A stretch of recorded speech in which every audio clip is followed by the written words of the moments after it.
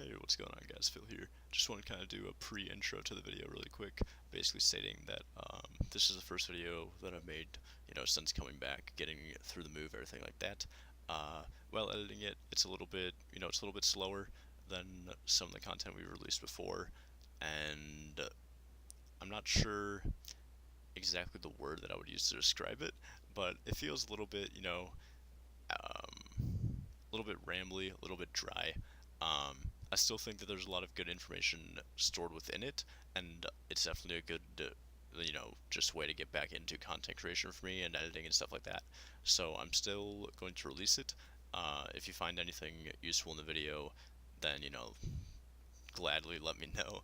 But I just kind of want to give a little preface saying that this, getting back into it, getting into the swing of things is a little bit difficult, and so the video might seem at first glance a little bit like dry, a little bit slower than normal, and that's okay. We're gonna be, going back to the content that we were doing, which was never the most, high energy. We're definitely more of like explaining analytical kind of stuff like that. But going back through and listening for editing, it went a little bit rambly. So I just wanted to let you guys know that that was going to happen, and bear with us while we get back into the swing of content creation and stuff like that. But yeah, so enjoy the video, guys.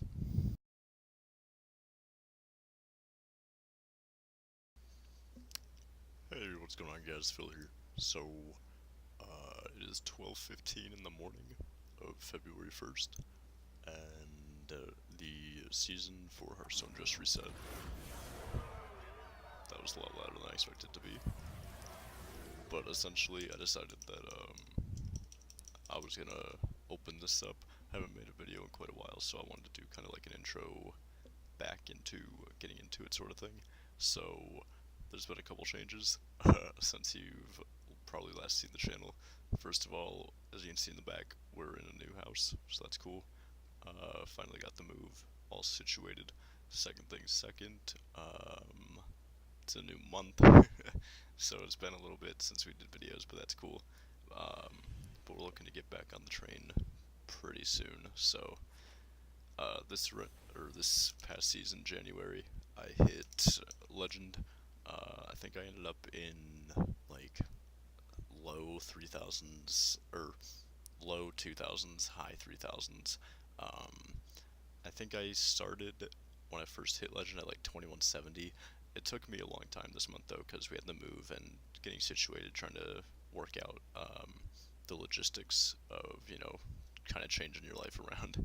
Uh, so I think I hit rank 2 on like the 4th of the month, and then stuff started to, real life happened, and we didn't get to hit Legend till about the 26th or something, so, we didn't hit top Legend or anything this month, but that's okay.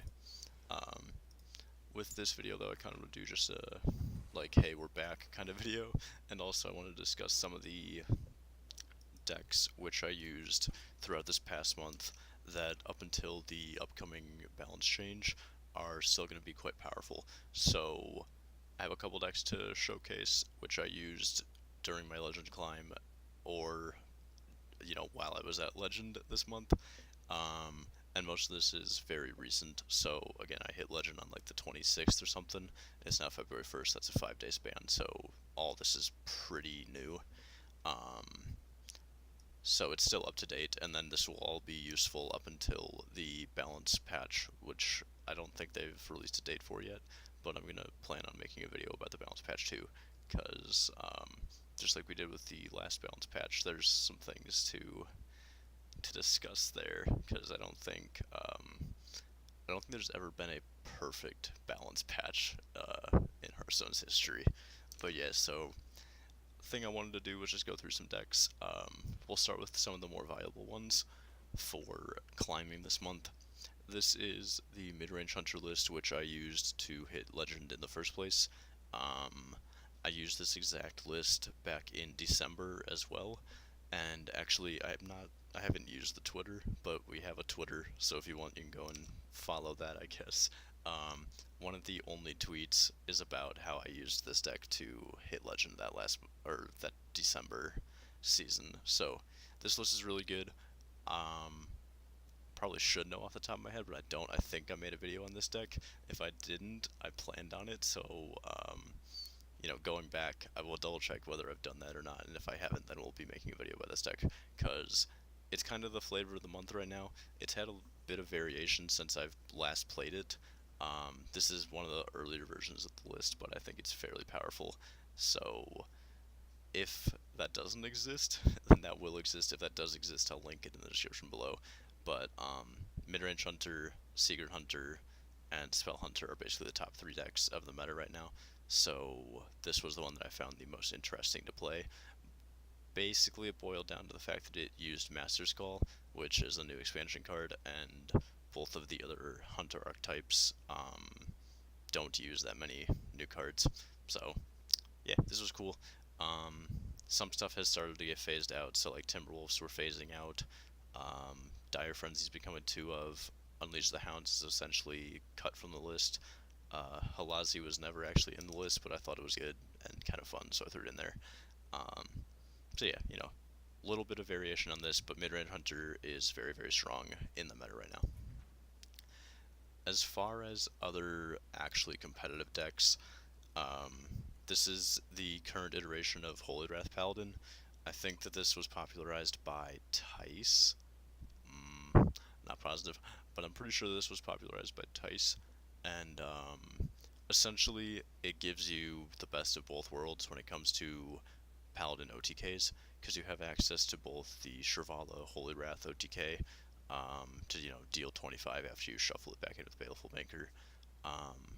But with Zola and Double Banker, you also have the tools to assemble an Exodia combo with the 2/2 Horsemen's.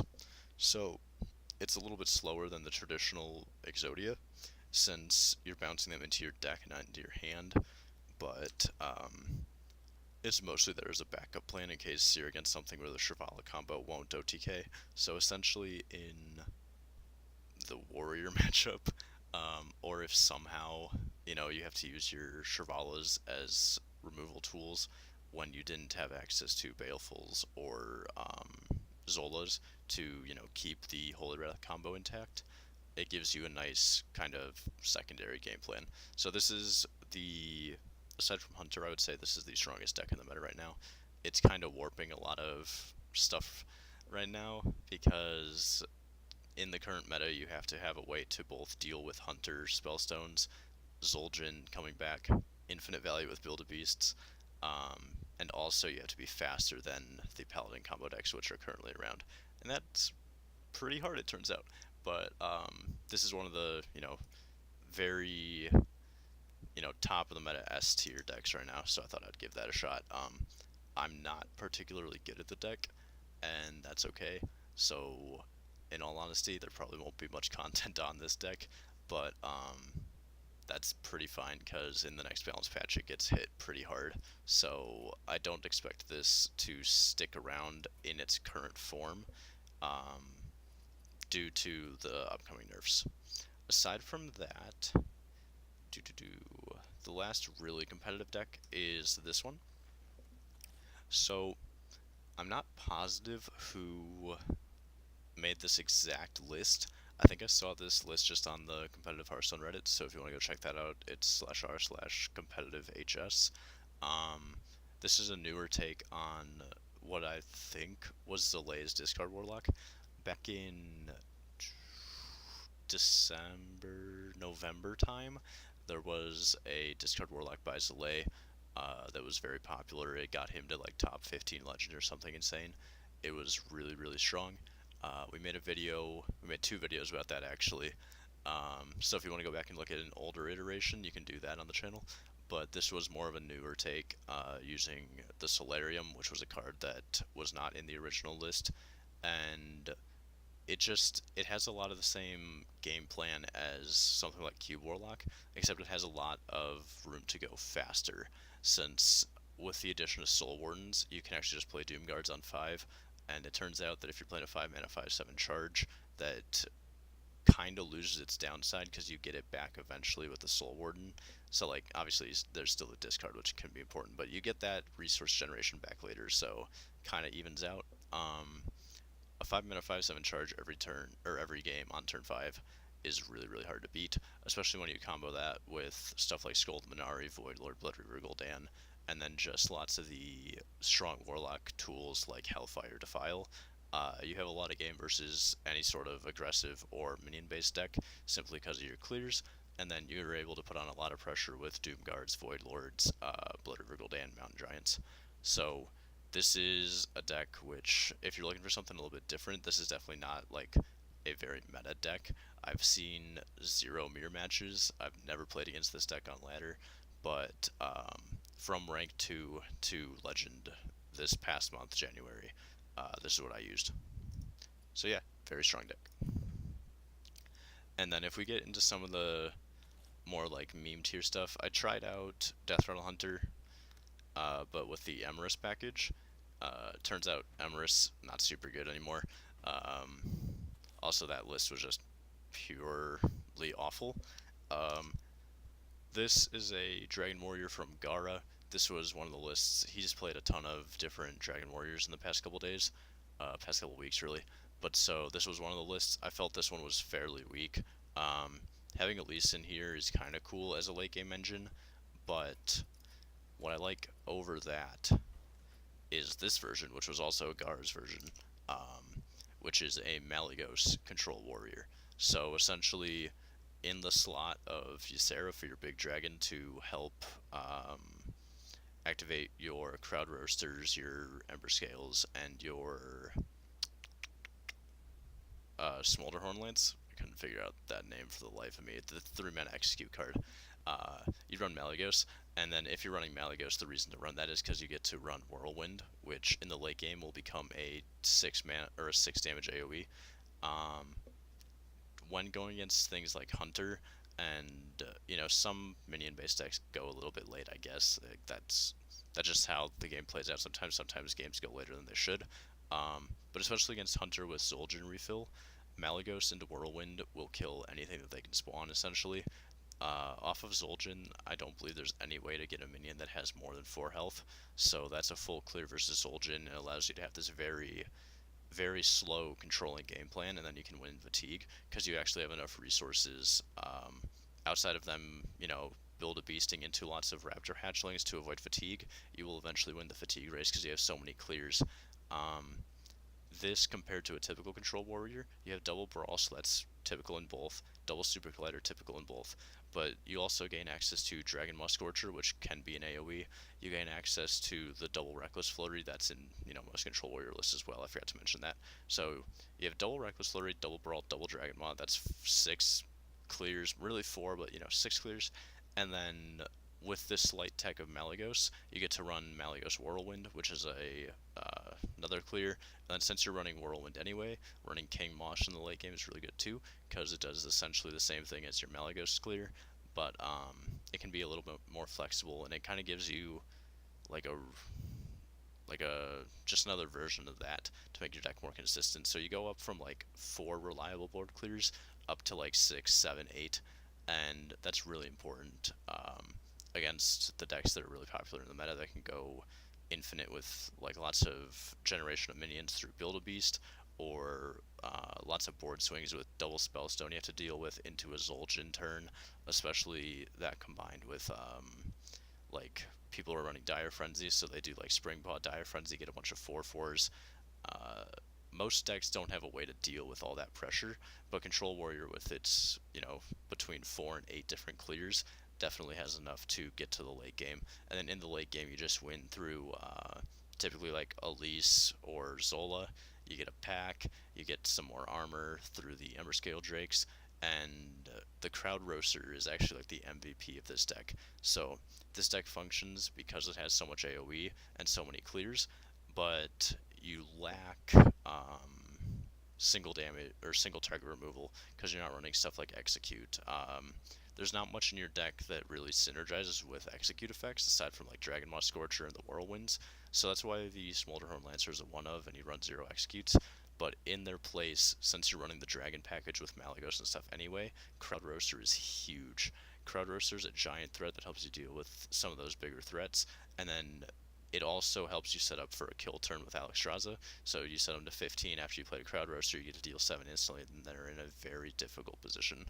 Um, so this was the list that I was using most recently in Legend before the season restarted, and I believe that if you, especially if your local meta isn't experiencing lots of Priest or Paladin, this is a great choice.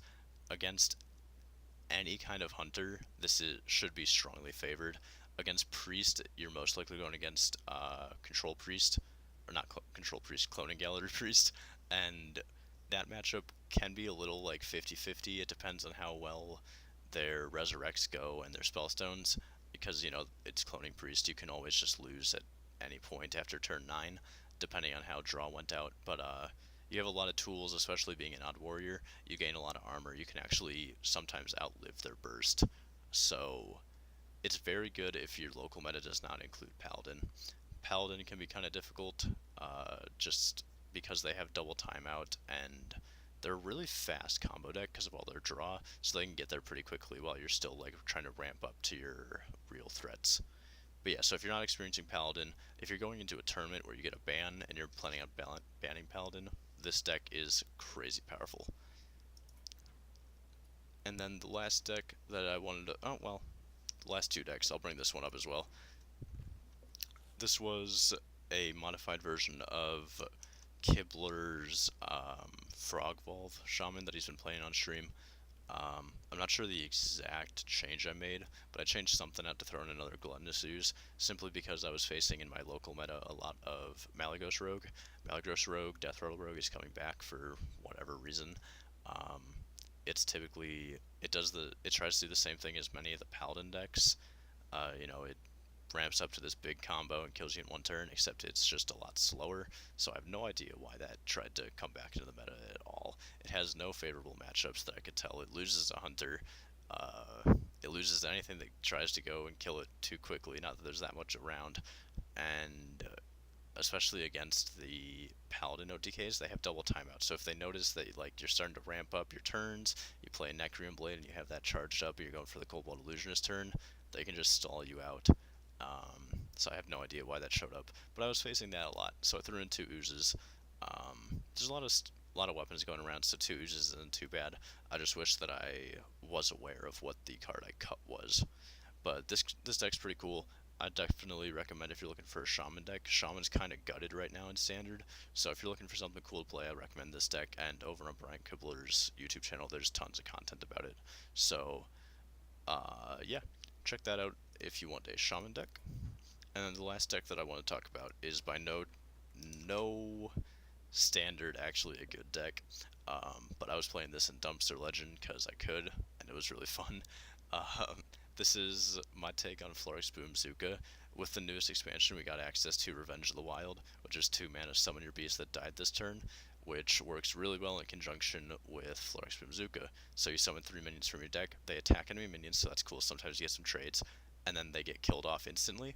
And if you summon them again, you have a very good chance of getting some really big threats. So the only bad pull is Subject 9. That's just in there because your early game consists of the secret package with Spellstone, and so you hope to hit that not on your Boomsuka, but just in your natural draws. But anything that you pull from Florix is going to be really good once you resurrect it with Revenge of the Wild. You have access to a Giant Taunt, you have access to something that gives your minions charge, which means if you didn't pull your Charge Devil Swords or your Crush, you can give your Rune Das to charge, you can give your Swamp King Dread charge, you give your Witchwood Grizzly charge, your Subject 9 if that happens to be what you pull charge, which makes it a lot more useful. And this can burst people down so quick.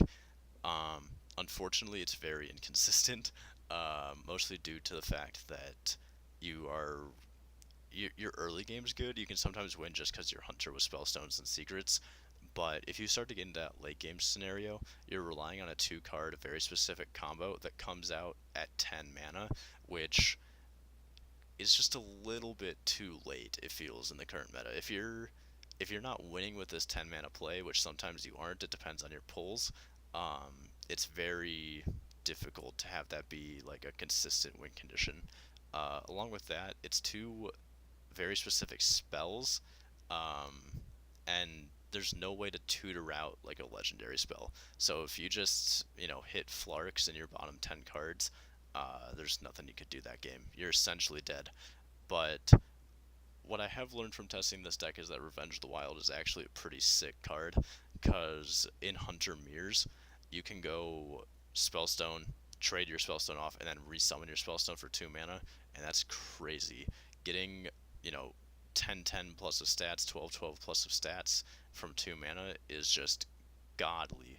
So I think that if a meta comes out after the nerfs, or after rotation, where we see a lot more of the aggressive minion style decks that we've seen in the past, so like Zoo, Odd Paladin, Odd Rogue, um, any kind of mid-rangey deck, even Shaman, stuff like that, stuff that you're actively trading into on the board, Revenge of the Wild could become a very important piece in winning lots of those kind of attrition-based minion matchups. Um, Aside from that, I don't have anything else I really want to talk about, I don't believe. We can double check, but there's really not too much else that I was experimenting with. This is a modified version of Trump's. I guess it's just mid-range Paladin. I don't have Millhouse Mana Storm though, so I threw in an Armani Berserker. If you're looking for kind of a like middle of the road between Odd Paladin and Exodia Paladin, this is kind of there. He did really well with it. I haven't played the deck that much, so I'm not that big a fan of it, but it seems kind of cool, so yeah. May as well, since we're just in this video showing deck lists off for the month, this was, around. But yeah, aside from that, those were basically all I used. I think that if you're looking to go into February with some strong ladder decks, you'd be looking at Midrange Hunter. Not this exact list, but if you just go on like HS Replay and look up Midrange Hunter, that's like the strongest deck I feel in the current metagame. It's really, really cool. Build a Beast, Deathstalker, Rexstar can just win you games, so that's really cool. If you're looking for something a little bit different, that's a little bit off the curve, this deck is crazy powerful. I would take this list card for card and just experiment around with it. It gets a little bit difficult to like get into, because all of like your Hearthstone history has taught you discarding is bad. But in this deck, discarding can be totally fine now that you have access to Soul Warden and the versatility that it provides. So yeah, I would play this deck, jam 5 mana, 5/7 charges on turn 5 every game. And then my sleeper pick for this metagame, if you can happen to avoid Paladins, and specifically the combo Paladins, but there's not, Odd Paladin's kind of dead, so basically every Paladin you see is going to be a combo variant. If you can somehow avoid those, Gara's Malagos Warrior is crazy good. So yeah, those would be my top 3 picks for decks to play going into February. If the Exodia OTK combo Paladins are your deal too, that's definitely up in the top 5. That's probably more of a power pick than both the Warrior and the Warlock deck. But those would be my top 3 decks that I'm going to be trying to use to hit an early legend. Basically, we're all just setting up, playing the meta that we've had for about a month, just until the new balance patch hits. So next video I will talk about the balance patch that's going to be coming sometime in February, and until then I will see you guys next time. So make sure to like the video, comment on the video, subscribe to the channel, join the Discord down in the description below, and yeah, I will see you guys next video. Thanks for watching, and make sure to stick with us now that we're getting back into content. Alright, see you guys.